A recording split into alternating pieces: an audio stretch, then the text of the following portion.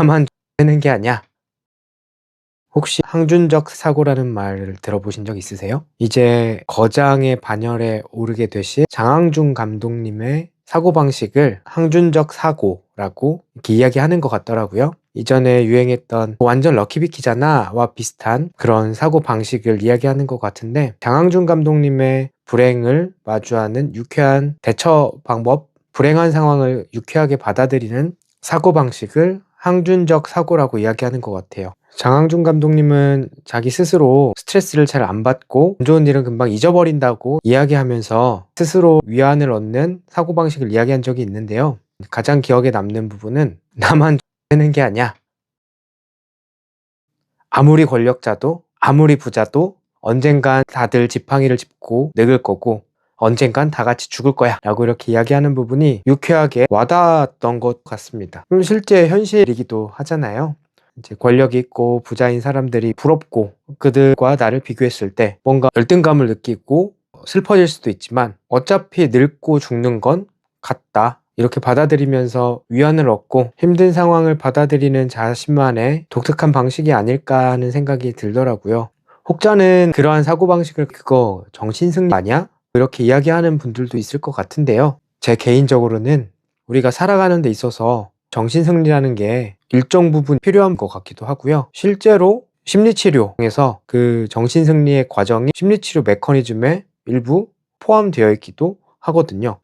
물론 완전히 같다고는 할 수는 없겠지만 실제로 이렇게 심리치료를 한다고 하면 그거 그냥 정신승리 하는 거 아니에요? 이렇게 표현하시는 분들도 어쩌다 가끔씩 계시는데, 일정 부분 포함도 되어 있다고 생각하기 때문에 그렇게 이야기하시는 분들은 그렇게 받아들이셔라 하고 넘기는 경우도 있는 것 같습니다. 근데 이 정신승리라는 건 보편적으로 그렇게 좋은 의미로 쓰지는 않잖아요. 오늘 제가 이야기하고 있는 이 정신승리라는 거는 어떻게 활용하느냐에 따라서 우리가 어떤 힘든 일을 헤쳐나가는 데 있어서 좋은 스트레스 대처법이 될 수도 있고요. 잘못 사용하면 오히려 독이 되는 습관으로 굳어지는 경우도 있는 것 같아요. 그럼 어떻게 활용하는 것이 나에게 도움이 되는 걸까? 이 정신승리라는 걸 어떤 마취하는 약물로 비유를 해보면 좋을 것 같아요. 기본적으로 마취라고 하면 우리가 치과를 가든지 아니면 어떤 수술을 할 때 우리의 고통을 덜어주고 필요한 처치를 할 수 있게 하는 우리에게 도움이 되는 약물이죠. 오늘 제가 이야기하고 있는 긍정적인 혹은 우리에게 도움이 되는 정신승리는 이렇게 수술이나 치료를 할 때 쓰는 마취 약물과 비슷한 효과를 지니는 것 같습니다. 만약에 그런 마취 약물이 없다면 치과 치료나 수술적인 치료를 받기 힘들겠죠. 너무 고통스러울 테니까요. 이렇게 정신승리도 우리가 어떤 필요한 것들을 하거나 힘들어도 해야 될 것들을 할 때 스트레스나 고통을 줄이는 방식으로 활용이 될 때 우리에게 긍정적인 작용을 하는 것 같습니다. 여기서 중요한 부분은 이러한 정신승리로 얻는 위안을 우리에게 필요한 것들을 해 나가는데 혹은 힘든 와중에도 해야 되는 것들을 해낼 수 있도록 도와주는 역할을 할 때 긍정적인 정신승리의 방법인 것 같습니다. 그래서 심리치료의 일부분도 정신승리와 작용 방식, 메커니즘이 비슷하다고 말씀을 드렸던 건데요. 왜 우리가 어떤 일을 할 때 항상 좋은 일만 있지는 않잖아요. 다른 여러 가지 어려움이 있는 상황에서도 본인이 맡고 있는 책임과 역할을 해내야 될 때가 있지요. 혹은 뭔가 정말 열심히 준비하고 최선을 다했지만 결과가 좋지 않은 경우도 당연히 생깁니다. 그럴 때 좌절하고 속상한 마음이 드는 건 자연스러운 반응이겠죠.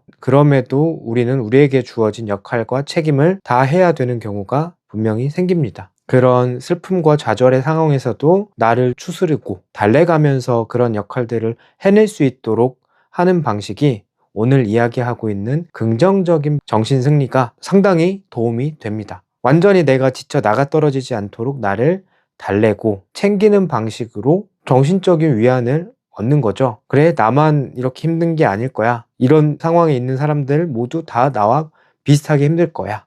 혹은 내가 노력한 부분에 실패는 했지만 정말 그 안에서 내가 얻은 게 없을까? 흔히 말해서 젖잘싸라는 표현도 있잖아요. 졌지만 잘 싸웠다. 어떤 운동 경기이건 본인이 최선을 다해서 준비한 그러한 부분에서 목적을 달성하지 못하고 실패는 했더라도 그 안에서 내가 얻은 것도 분명히 있을 거고, 혹은 다음번에 비슷한 상황에선 이러한 방식으로 실수를 하지 않아야겠다라는 경험이 쌓이는 부분도 있을 거잖아요. 이렇게 실패 안에서도 나에게 도움이 되는 경험과 어떤 의미를 찾을 수 있도록 하는 것이 어떻게 보면 정신승리하는 과정과 일맥상통한다고 볼 수도 있지 않을까요? 정말 젖잘싸. 비록 패배는 했지만, 실패했지만 뭔가 뿌듯한 느낌이 들거나 기분이 괜찮은 경우가 분명히 있거든요. 그런 경험들은 이후에 다른 일을 해나갈 때 있어서 오히려 긍정적인 효과를 주는 경우가 많은 것 같아요. 실제로 실패나 좌절스러운 일이 있어도 금방 툭툭 털고 일어나는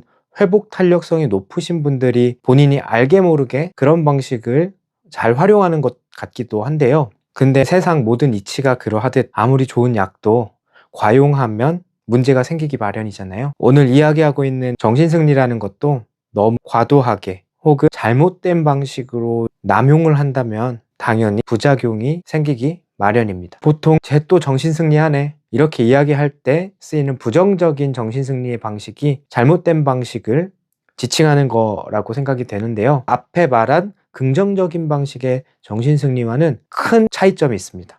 긍정적인 정신승리는 내가 나를 추스르고 달래가면서 다른 역할이나 책임을 다 할 수 있도록 활용을 하는 거라면, 부정적인 정신승리는 그저 아무것도 하지 않기 위해서 혹은 아무것도 하지 않으면서 결과 해석 자체만 본인이 뒤집어서 받아들이려는 그러한 왜곡된 태도를 이야기합니다. 여우와 심포도 우화에서 나오는 여우의 태도가 부정적인 방식의 정신승리라고 할 수 있을 것 같습니다. 여우는 나무 아래에서 매달려 있는 포도를 바라보고 있지만 아무것도 하지 않고 포도가 입으로 떨어지기만을 기다리잖아요. 그러다가 결국 포도가 떨어지지 않는 상황에서 어차피 저 포도는 신포도였을 거야, 먹었어도 맛이 없었을 거야 하면서 자기 합리화를 하는 정신승리를 시도하죠. 이러한 방식으로 그저 본인이 받아들이기 싫은 혹은 불편한 상황들을 단지 외면하기 위해서 왜곡해서 받아들이는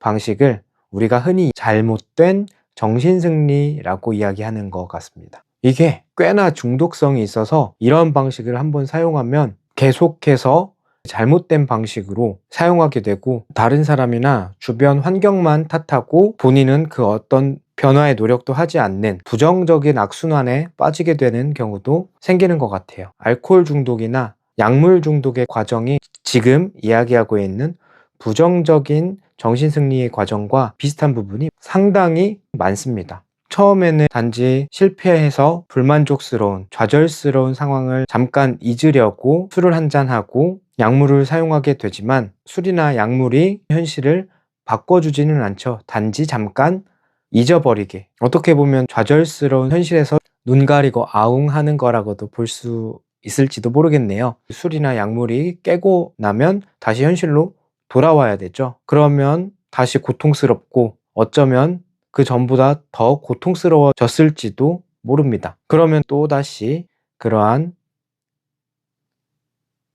현실을 잊게 만드는 방식을 반복하게 되겠죠. 그러다 보면 자주 많이 그런 부정적인 방식의 대처를 반복하게 되면서 악순환에 빠지게 됩니다. 부정적인 정신승리도 이와 비슷한데요. 긍정적인 정신승리와 다른 점은 아무것도 하지 않으면서 단지 결과와 현실을 왜곡해서 받아들이려는 시도를 한다는 거였죠. 주변의 다른 사람과 환경만을 탓하면서 말입니다. 이런 방식으로 본인이 지금 힘든 상황을 잠깐 잊고 싶은 마음도 일부 이해가 됩니다. 하지만 그러한 자기만의 현실 부정은 얼마 가지 못하고 다시 현실로 돌아올 수밖에 없기 때문에 본인을 더 고통스럽게 만들게 됩니다. 그래서 개인의 잘못된 합리화를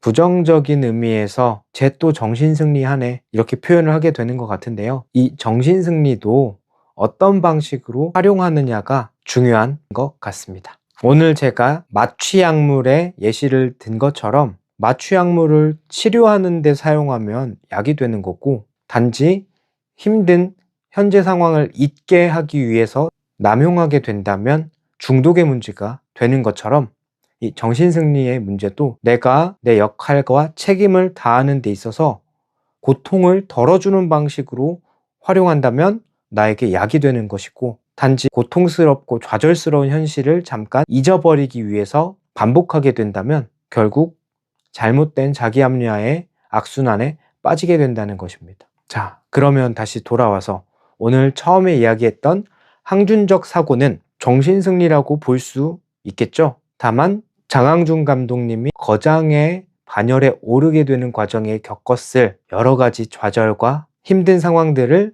견딜 수 있도록 도와줬던, 그러면서 본인이 해야 될 것들을 꾸준히 해나갈 수 있는 어떤 도움의 역할을 했던 건 아닐까 하는 생각이 듭니다. 비슷한 원형적 사고 역시 럭키비키잖아 하면서 본인을 잘 추스르고 돌보는 방식으로 활용하는 긍정적인 정신승리가 아닐까 생각이 드는데요. 지금까지 이 영상을 보고 계신 여러분들도 평소에 나는 어떤 방식의 정신승리를 자주 활용하셨는지 점검을 해보셨으면 좋겠고요. 혹시 힘들었을 때 도움이 됐던 자신만의 정신승리 방식이 있었다면 댓글로 적어주시면 좋겠습니다. 오늘은 항준적 사고에서 시작해서 정신승리의 올바른 활용법에 대해서 이야기를 해봤는데요. 이 영상이 도움이 됐다고 생각이 되시면 좋아요와 구독을 부탁드리고요. 저는 다음에 다른 주제로 다시 찾아오겠습니다. 그럼 안녕히 계세요.